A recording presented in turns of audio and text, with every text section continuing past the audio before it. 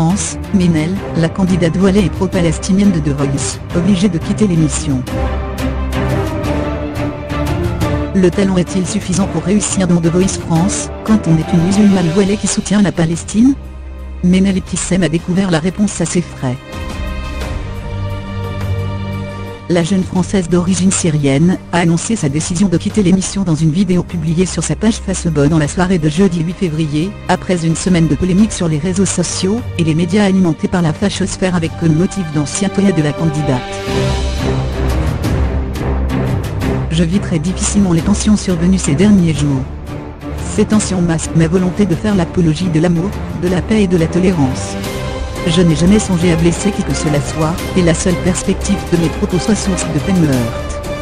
J'ai donc pris aujourd'hui la décision de quitter cette aventure, a annoncé Menail, visiblement ému, dans sa vidéo.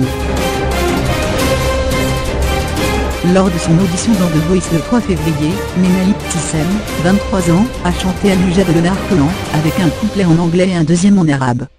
Sa performance a tellement ému les 4 artistes juges de l'émission qui lui ont livré un concert d'éloges, dont le très haut niveau de Pascal Obispo.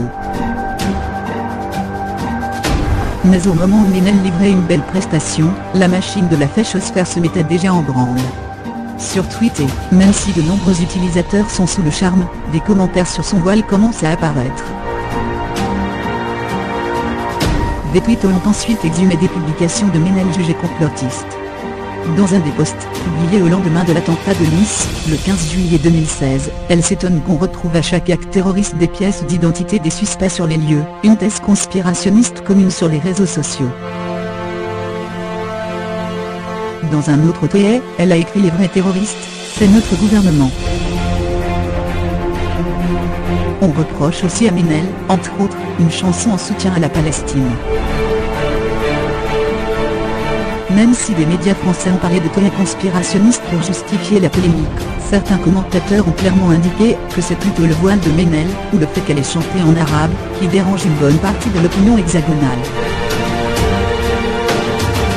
La polémique a en tout cas enflé, et la candidate a été poussée à s'excuser mercredi 7 février sur Facebook où elle a indiqué regretter profondément des messages, qui étaient l'expression d'une peur que je partageais seulement, à cette époque, avec mes amis sur ce réseau.